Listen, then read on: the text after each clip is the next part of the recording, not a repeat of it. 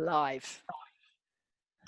Hello everyone, this is Sue Hughes here from Light Life Living, and I'm here today with my friend and colleague Emma Watson, and we're going to have a little chat about the experiences that we have when we face food in the fridge or in the food cupboard that might perhaps be a triggering factor for us, certainly with emotional responses.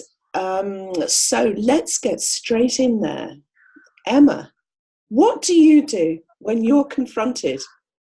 Oh gosh, so it's not so much an issue for me now, but back when my food addiction, I would call it in retrospect, was raging, a bad day at work or even a moderately bad day at work, I would find myself sort of going home and opening up the cupboard where we store our food, our pantry in Australia, and sort of staring, what am I going to pick today? What am I going to go for? And or sometimes in front of the fridge, but the pantry tended to be my go-to. And I would have whatever was there, whatever was quick. I think even things like cooking chocolate or stale crackers or just anything. So would you be thinking about what was in the fridge or the pantry on your way home from work? So sometimes I would, and sometimes if I knew the cupboards were bare, I'd actually stop and buy, and I had some favorite foods that I would buy. I would actually eat them in the car. I was that out of control with my emotions and just didn't know what to do with them. And look, the funny thing is, if you'd asked me, how are you feeling? I don't think I would have recognized how stressed or anxious or worried I was. I was just so quick to jump to that soothing behavior of, stuffing food in my mouth. No, it completely makes sense, and I completely resonate with that. And as you know, I'm still on my journey, and I still get triggered by these things. And the thought comes into my mind, if something's upset me, I'm thinking there's still that draw towards usually something that I know is in there. And so when we think about what do we do, as well as tapping to actually release the emotional attachments to what's in that fridge, actually for me, because things still creep up on me unawares, I'm gradually getting my fridge and my cupboard in order so that those things that would draw me in are no longer quite so available. It's like playing for time. I know what I should be doing. I know what I could be doing, but do I want to do it? Which is more attractive? Is it more attractive to sort out my emotional responses, or no, I deserve that piece of cheese. I deserve that. It's a really, really interesting situation. I remember having the thought, and I wasn't very conscious of my thoughts, when this was really raging for me. It was before the days where I really got into meditation and mindfulness. But I remember often standing in front of that pantry thinking, I deserve this. My day's been all about other people, and I deserve this for me. And it was a really unhelpful way of thinking, but I understand how tempting that was at the time. It was a justification. It was a way of me not really looking at what was going on in my life that needed to change.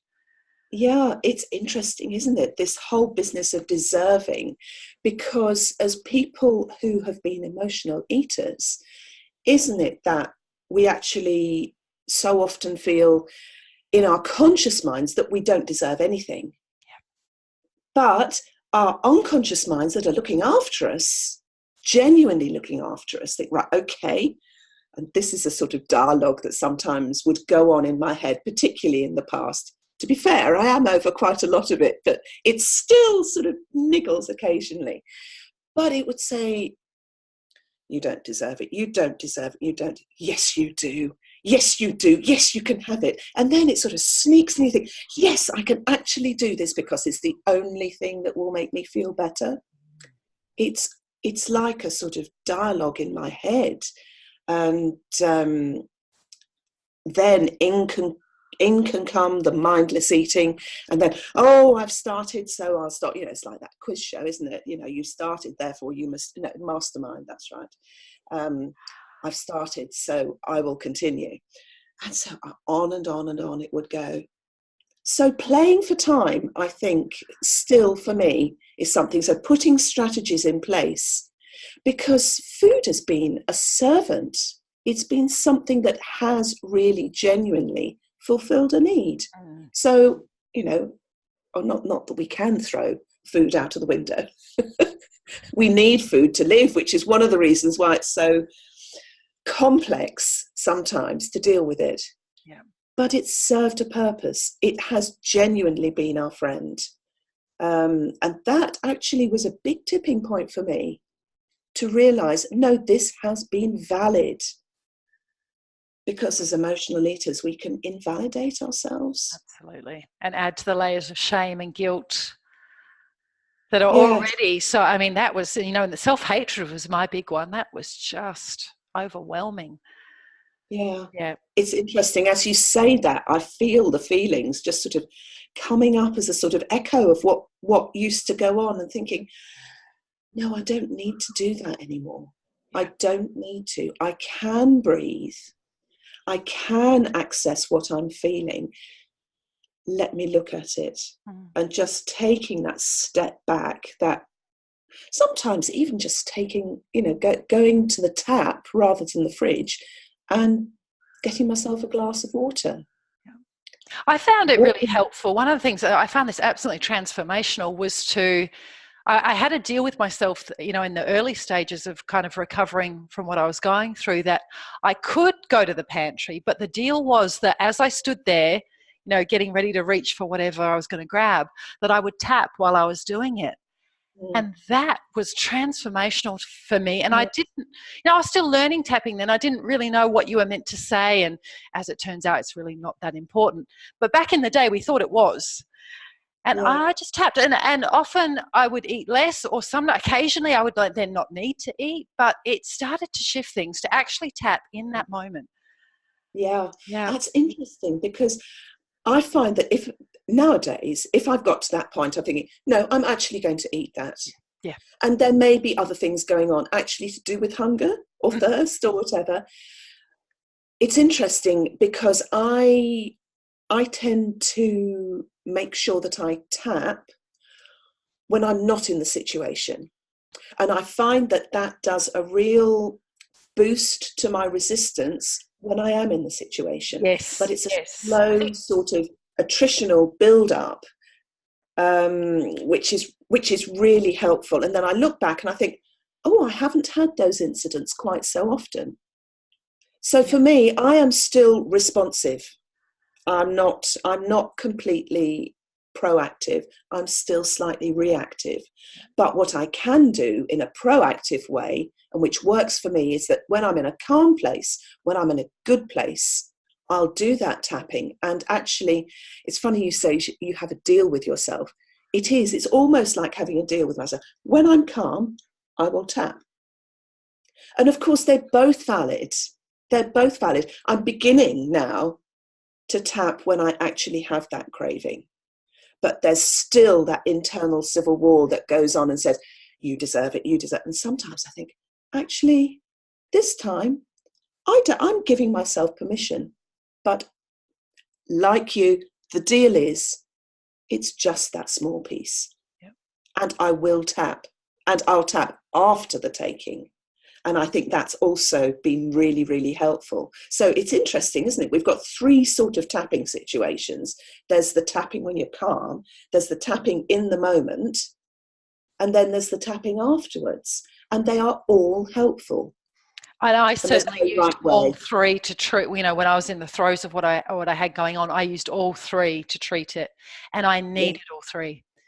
Yeah. Yeah. Well, it is a complex old business, isn't it? It is. One question for you, Sue. We talk a lot about tapping. Meditation and mindfulness has also been a big part of my journey, and I sense the same for you. Can you talk a bit about that? Because it was incredibly helpful for me in terms of recognizing thoughts and feelings, because my literacy on those topics was really low. Yes. I mean, I find my life isn't always very straightforward. but to bring myself back to what is actually happening. So, for example, this morning, I'm here. It's morning for me, it's afternoon for you, but I'm here. I got up early. I didn't have a particularly good night's sleep, but here I am talking to my friend about things that we feel passionately about. I look outside. It's a slightly grey day, but it's really okay. I'm comfortable. I know that there are things going on in the future, and I've got a choice there whether I allow my thoughts and my feelings to project forward to what's actually not happened yet. But the truth is, I don't know what's going to happen, even in the next 10 minutes. I really don't know. So bringing myself back to the present, experiencing, so I feel my fingertips. I think, oh, that's really nice. I like doing that. And being aware of what's going on in my body, being aware of what's around me in my immediate surroundings. I don't need to dwell on last night's sleep. It's gone. It's just my thoughts could be attached to it. But again, I hate the D word, the discipline word, but actually there is an increasing discipline as a friend, not as as a rod to beat my own back, but the realization of the satisfaction of being in the present moment. Does that answer what you were after? Because looking back, I mean, of course we can learn. We've got memories, thank you, brain. This is good. And hopefully we've learned some things. But do we need to dwell on them and experience unpleasant things again? Do we need to when all we've got is the present? I don't think so. And do we need to put ourselves through, something, if it's something we're dreading, do we need to put ourselves through the agony of the anticipation, what I call anticipatory anxiety? Do we need to do that when we don't know what's going to happen?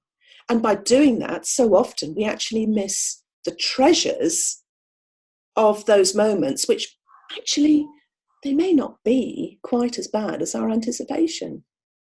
So I'm choosing more and more to appreciate what's going on. I had an absolute rubbish day the other day in terms of stuff going on and stuff that had happened and stuff that was going to happen. But the sun was out. The sun, I could feel the sun on my skin. I chose to go out for a walk. I'd got my dog with me and I stroked my dog and I felt the breeze on my face and I bumped into some people, and then I went out and I had a coffee with a friend, and I thought, if I'd not been in that present moment, I'd have missed it all because I'd been in such a lather about what I'd done or what I thought I might do. I would have missed it. So it's, yeah, I'm still a novice, really. Aren't we all a novice, really? But I love it. It's a powerful skill, isn't it? Is to take our hands out of the future, out of the past, and come right into this moment. Yeah. Always worth developing that skill. Yeah. Yeah. And always a game changer when it comes to, like you say, when we're talking about this food stuff, but life in general, and not milking a bad 20 minutes to make it a bad day. Oh, I love that. Yeah. I love that. That's a quote I heard. I can't remember where I got it from, Sue, but once I heard it, I thought, oh my gosh. And it just held me accountable, when people say, how's your day been? Yes. Yeah. Yes. But the irony, of course, is that it's in the past, and what can you do about it? Right, I mean, exactly. sometimes there might be things that you need to put right practically, but then that's in the present moment and not in the past. Yeah. So it's interesting. We both use meditation as part of our journey with our recovery from food issues, and we've both used all three types of tapping there. The tapping in advance, the tapping in the moment in front of the pantry or the fridge or the food cupboard, and then afterwards when we haven't been able to stop the momentum. Yeah, there's that permissiveness, because the tapping is nurturing, to actually allow ourselves to look after ourselves. I mean, I think that's something we can chat about on another day, isn't it? Yes. Because Yep. it's such a big part of this journey. Yep. Absolutely. Oh, Emma, I could go on forever. I know. But But I think we've covered a lot I have today. to We've wrap up. covered a lot, and we've shared what's worked for us and what is working for us. And I think, yeah, I think that's going to be really helpful. Yeah. Well, I hope the rest of your day goes really well. And Thank you. I'm looking forward to the rest, but I'm going to enjoy what's now. Lovely. All right, Sue. We'll talk to you next time. Will do. Bye for now, Bye Emma. for now. Bye.